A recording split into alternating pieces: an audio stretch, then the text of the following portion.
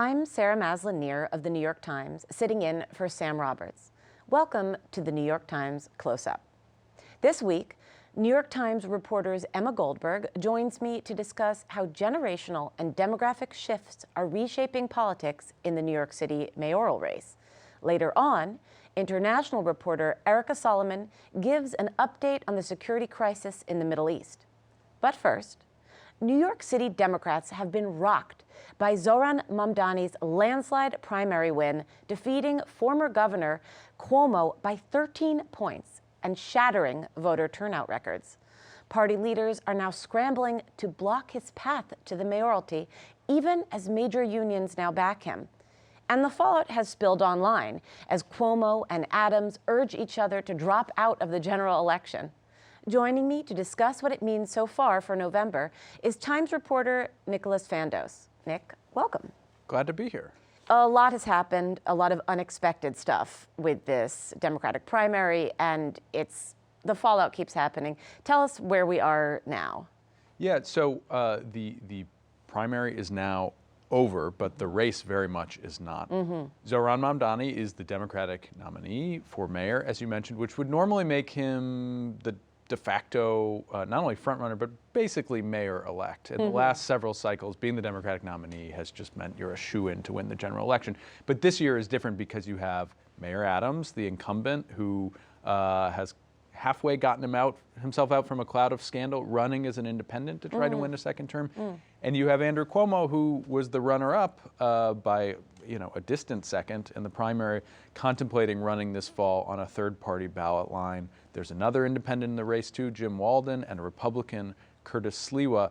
And so you have a lot of jockeying right now to try and figure out who's going to have support from whom before the fall general election really gets started. It's kind of the quiet part of the race before we have another big race. And it's, as you're describing it, it's somewhat unprecedented, right? Like Mamdani should be sailing in. This is a Democratic town.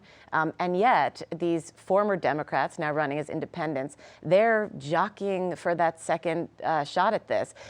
Some crazy stuff happened the other day between Mayor Adams and former Governor Cuomo. Can you talk about that? Yeah, well, basically, every candidate can see who is not named Mamdani sees they have a problem, because if they're all running, they're probably going to cannibalize the same moderate to middle of the road conservative vote, and he'll end up winning. So each of them thinks the others should drop out. So Jim Walden, the independent, made a proposal like, well, what if we have a poll in the fall, and the one of us who is furthest ahead will become the kind of candidate for all of us, and the others will drop out.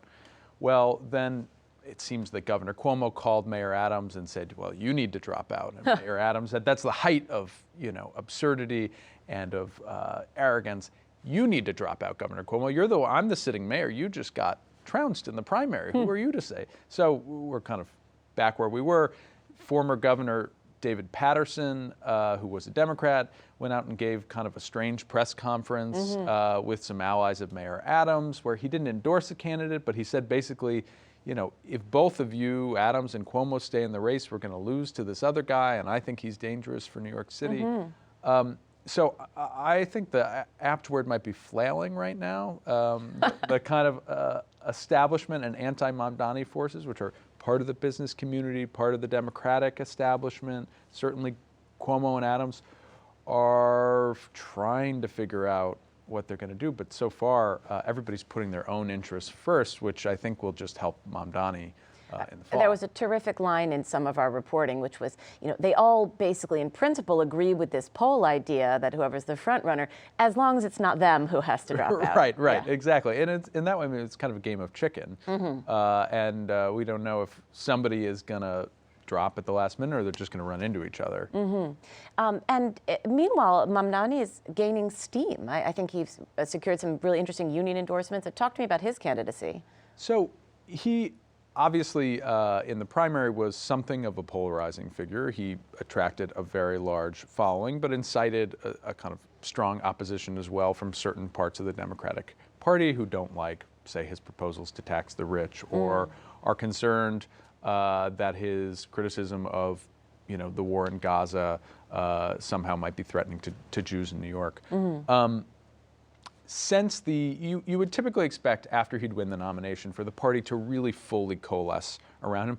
That seems to be kind of halfway happening. So the big labor unions are all lining up behind him. Most of them had endorsed Cuomo in the primary, and they're now saying, we're with our party's nominee. And that's a big deal because they spend money in elections, and they also have big kind of armies of door knockers and people who make phone calls and help turn out the vote. So it's a boon for Mamdani, but it also hurts Cuomo because he wouldn't have that if he ran in the future. We've seen some donors getting behind Mamdani. We've seen more Democratic elected officials endorsing him. But we've also seen some pretty high-profile ones, the governor, Senator Chuck Schumer, Hakeem Jeffries, the House Democratic leader, and also members of the business community withholding their support. And maybe they'll end up getting there, maybe they'll end up backing Adams, maybe they'll back Cuomo. I think they're trying to see where things will settle. So the kind of consolidation behind Mamdani is incomplete. But he's certainly, making inroads that he hadn't before the primary. And as he steps into this role as the Democratic nominee, has he changed his messaging at all, trying to get a bigger tent? Has he mollified some of his, stronger positions, or is he staying the course? It's a good question. I think the jury's still out on that a little bit. He has certainly talked very explicitly about his desire to expand his tent, to try and build trust with communities that he didn't get a chance to in the primary, with Jewish New Yorkers, with Black New Yorkers. But he's meeting next week with business leaders. But I think it remains to be seen, does he modify some of his policy positions and proposals, or doesn't he? How does he message those things? Some people are speculating, would he keep Jesse Tisch, the current police commissioner? We don't know the answer to that yet. So I think those questions in the weeks ahead are going to be very interesting, and they'll be very consequential in terms of, like, can he bring along the rest of the Democrats who remain skeptical of him or not? And so this has been a tumultuous week for the race, but also a little bit of a tumultuous week for the Times. And this is the New York Times close-up, so I want to ask this close-up question. We wrote an article that received a lot of pushback about Mamdani. Can you tell us about the article and the criticism? Yeah, so you're referring to an article that we published in recent days, which was about Mamdani's application to Columbia University when he was a high school senior. This information came to the Times through a freelancer, and I was involved with the team trying to vet the information, which had come from a hack of Columbia's broader admissions data. What that story reported is that Mamdani, when applying to college, had checked boxes when asked what his race was, saying he was both Asian and Black or African American. And he was brought up in Uganda, right? Right, so he is of South Asian descent. Both his parents are Indian or Indian Ugandan, and he himself was born in Uganda, spent, I think he was there until he was about 5, lived in South Africa for a couple of years, and then his family moved to New York, where his dad is a professor at Columbia, actually. And they became, Zoran became a naturalized citizen and has spent most of his life here. What was the nature of the pushback? Yeah, so I think, one of the questions that the story raised is, in using that label, what was he trying to seek advantage? Was he not? He said, I was not. I was trying to, I have a complex kind of multinational background, and I was trying to reflect that in a way that couldn't be reduced easily to boxes.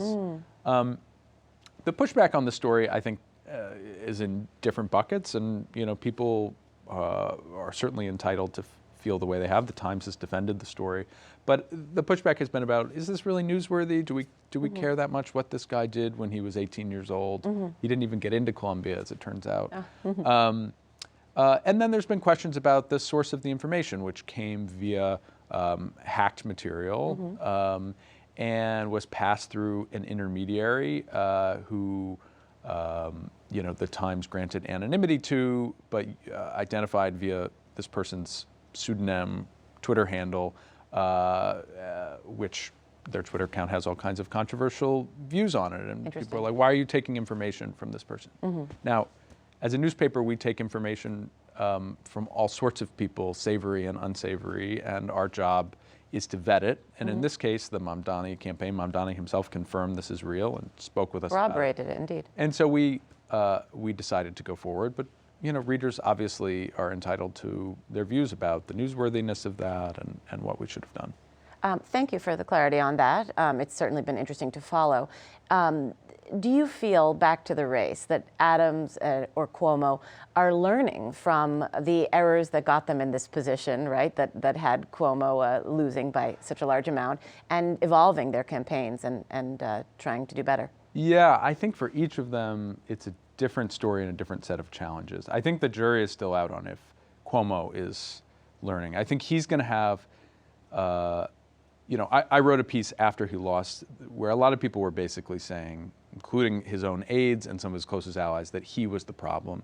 He was too insulated, he was too scripted, he was not going out and meeting with people. I don't know yet if he's taken that criticism to heart. And I don't know, at a certain point, he's been in politics a long time. Like, you can't necessarily change who you are. So I think he would have to come out and demonstrate how he could run a different campaign than he did when he lost the primary, and I don't know that he's done that yet. Mostly he's been hanging out in the Hamptons and kind of talking to people and plotting, is there a path for me or not? The mayor's in a different situation. He obviously ran a winning campaign in 2021, but has faced federal corruption charges, and then the Trump administration dropped them. Prosecutors accused him of striking a corrupt deal with the Trump Justice Department, which really hurt his standing with Democrats. So he has a more unorthodox kind of path he's got to follow. He's trying to build out a campaign staff now. Mamdani is certainly the opponent that he wanted. He thinks it sets up a sharp contrast on policy and other issues. He thinks he's got a record to run on. But, the polls show New Yorkers just do not like the guy right now. And I don't know how he's going to get around that, especially if he continues his policy of not criticizing President Trump, who's just very unpopular here, especially with Democrats.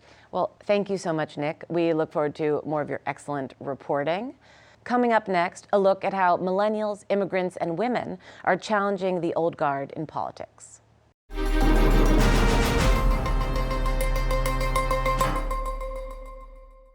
I'm now joined by New York Times reporter Emma Goldberg, whose recent coverage of the New York City mayoral race explores how millennials are challenging their boomer bosses and how immigrant parents impacted the Democratic Party.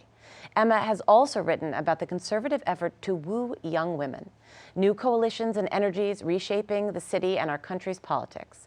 Welcome, Emma. Thank you so much for having me on. Yeah, well, we just had Nick Fandos talking about the sort of surprise upset of Mamdani in the mayoral race. And I want to understand from you, how did young people and changing impressions and demographics impact that race? What have you heard on the ground? Yeah, one of the things that I found really interesting in talking with young people in New York was this real desire to see a generational shift in leadership and to kind of cast their vote as a rejection of gerontocracy and of this feeling that across political parties, we keep turning back to the same old familiar faces. And we certainly saw that in the presidential race with, having an octogenarian running for the first stretch of the race. And I think in this race too, people were saying, particularly young people, that they didn't want the same old, same old. They wanted to feel that someone was stepping into office who was bringing new ideas, fresh perspective, and energy. And so, I did speak with some young people who felt that when they cast their vote for Mamdani, it was a vote for his policies and his vision, but it was also a vote for a new kind of leadership and just a younger face in office. And were these young people a monolith, or were they from different backgrounds? Who were you speaking to? It was really people from across a range of backgrounds, including people who wouldn't necessarily have ordinarily felt totally politically aligned with him, which I thought was really interesting. And they also, something that resonated with them in the way that he spoke is that he talked about their lives and what he felt either was or wasn't working for them in the way that New York City government is functioning right now. And this is something that I've found to be true both in reporting in New York and far beyond it, that young people right now are looking for political messaging that feels personal. So I think we know instinctively that the political is personal, the personal is political, but I think we're seeing really standout politicians right now find ways of messaging to people about what is and isn't working in their lives. So whether it's, part of the messaging on the right about health, making America healthy again, people's bodies. Or from Mamdani, the messaging about affordability, like what can or can't you afford to pay for on a day-to-day basis. I think people are looking for political messaging that speaks to the most personal aspects of their day-to-day. That's fascinating. And one of the ways that has pivoted is into approaching young women and bringing them into conservatism. And that was a fascinating story you did about how the health movement, the MAHA movement, has brought in a whole new demographic. Can you talk to us about this conference you went to, really the largest of its kind for young conservative women and really based around health messaging? Yeah, it was really striking to me because I wanted to go to the largest gathering in the US of young conservative women because it struck me that young women is a demographic that I think Democrats have relied on as kind of a liberal stronghold. And that's not wrong. Overall, this is a demographic that is about 40% liberal. So it's a demographic that has voted more consistently for Democrats than many others. So I think that the idea that they might be starting to shift is one that should start to set off alarm bells. And this is reflected in the data. So if you look at some exit polling from the 2020 election, there were about 33% of young women who voted for Republicans. And then in the 2024 election, that shifted to 41%. And that's a marked shift. And in the wake of the election, there was this kind of frenzied analysis of young men. And a lot of people asking, why are young men shifting to the right? Is it the manosphere? Is it Joe Rogan? Is it the kind of messaging around weightlifting and Jordan Peterson and all of that messaging on the right? But there wasn't a lot of talk about the young women. And I think it's really important to ask, is there a demographic that liberals have relied on to just be a stronghold that is starting to slip away? And you went to this conference and you found a lot of people, health was the first thing that brought them in there. And there was a really strong messaging about fertility and babies and maybe leaving your career behind, which is striking to me at a young woman's leadership conference. Can you talk to me about that experience? Yeah, there was a real tension apparent in that it was a conference about leadership. It was called the Young Women's Leadership Summit. But the message that they kept driving home was motherhood should come before career. And so many of the speakers were saying this one slogan that was a little bit of an inversion of what we tend to hear. And they were saying women can't have it all, at least at the same time. And so they were really pushing back against this idea that has become sort of part of the ethos of corporate leadership, of political leadership, of women can have it all. And what I was hearing from this demographic and from the young women there is that these were women who were raised on this idea that the future is female, the Barbie movie, Chappell Roan, just like, girl pop and girl power everywhere. And there was something about that messaging that didn't feel real to them because they were hearing this idea women can do anything, women can lead, but they weren't seeing it really materialize in their lives. They were seeing a lot of women actually struggle to balance career and family, and they were seeing women struggle with fertility, putting off childbirth and then struggling with it. And so they were feeling like they had heard this message that women can have it all, but they weren't seeing it materialize. And this, I think, is a tension that Republicans, conservatives have seized on by telling young women, actually, that's right, you can't have it all. So just put motherhood first and put family first. And you had some people in the audience who, I don't know if took umbrage is the right word, but it didn't square with them. Here they are listening to incredibly high-profile women who appear to have it all with this message that says, not for you, or slow your roll. Can you explain, were there detractors at this conference? Yeah, I thought one of the most striking moments in the weekend was when this young 16-year-old woman stepped up to the microphone and she looked at Charlie Kirk, who is, this Trump whisperer, this kind of mega star of the MAGA movement. He's very powerful. And she asked him a question that had been weighing on her. And what this young woman, Nicole, said was that she had come to the conference because she was interested in women's leadership and in women's ambition in the political space. And so it didn't sit right with her that every speaker at the conference, or almost every speaker, was then telling her that women should ditch their ambitions and not try to have careers. And what I found striking is that Charlie Kirk, who again is, a star on the right because he has mobilized so many young people to support Trump, he seemed really surprised by the question, and he kind of danced around it and didn't exactly know how to answer it. And he kind of paused for a second, and then what he told this young woman was that she should, maybe take to heart the idea that there were all of these high-powered women who were telling her not to pursue careers. And he said to her, maybe they know something that you don't know. And she wasn't really satisfied with that answer. She kept pushing him, and they had a little back and forth where she was saying she wanted to see high-powered women telling her that, in the conservative movement, there was a space for powerful women. And he was telling her actually to really take to heart the message of the conference that women should stay home. And what was striking about that moment is that this is part of a larger agenda on the right now. We're seeing a real foothold in the White House of pro-natalists, which is people who want women to have more babies. This was something that a couple months before this conference, I went to another conference in Texas also that was for the pro-natalist movement. And I was interested to hear whether there would be people there who would be talking about childcare affordability or how to make having larger families more affordable. But that wasn't the message of that conference either. They also were really driving home the idea that women should just stay home and not have careers. So it's really been a steady drumbeat on the right now that they want women to have more babies. They don't necessarily, they're not interested in doing that by making families more affordable. They're interested in doing that by telling women to stay home. I find it fascinating, and it's going to be really interesting how the Democratic Party tries to stem this tide of the attrition that they're experiencing from this group that they used to count on. I really thank you, Emma, for your wonderful insight. I look forward to much more as we head into November.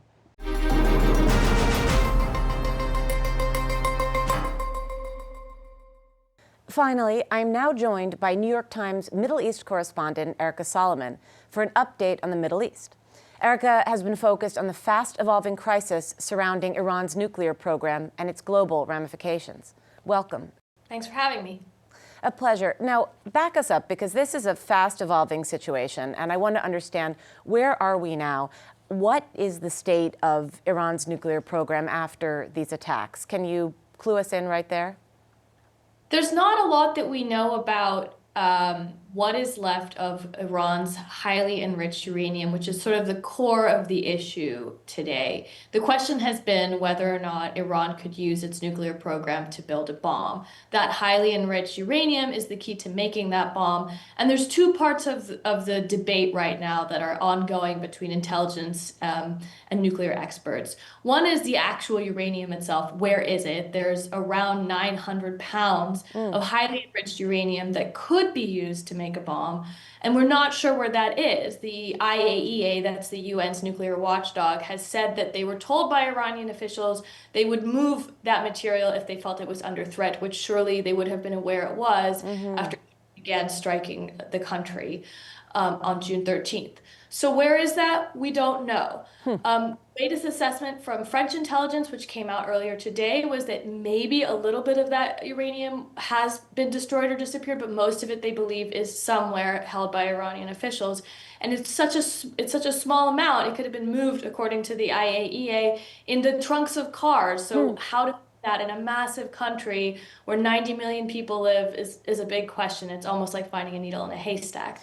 The other element to the question is the facilities themselves and whether there's been damage done to them that could make it very difficult to use that uranium to make it into a bomb. And that is where we do have signs that there has been an extensive amount of damage. And the question is really, how much damage is it and how long would it set Iran back should they choose to make a bomb? And you have the president saying they're obliterated, right? Their capacity is totally damaged, and that might not be so certain. I've read reports that they might take a couple of months and get back on track to where they were. What's our best understanding of the status? That's where intelligence assessments really vary. We have some saying that it could be months. I think more people are now talking about months, but others saying years. So this is the part, the question about these facilities and whether that enrichment could be used to make a metal core for a bomb. Whether there's anything left of that remaining, that is still a question that I think the assessments are still very unclear on. And how is Iran using the uncertainty to their advantage? This has to be a strategic move here. Certainly, Iran has no interest right now in alerting anyone to where this material is. From the Iranian perspective, from Iranian officials that we speak to, what they're saying is they want assurances that they're not going to be bombed again to go back into talks with the United States.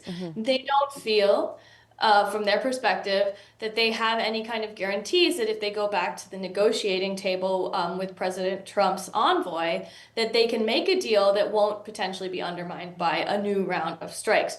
It's important to remember that from their perspective, their version of this story is that they were in the middle of talks with President Trump and when strikes began. And so they're saying we need to know that this is not going to play out the same way again. And they've recently stopped cooperating with the UN watchdog, right? We're blind on the ground there, huh?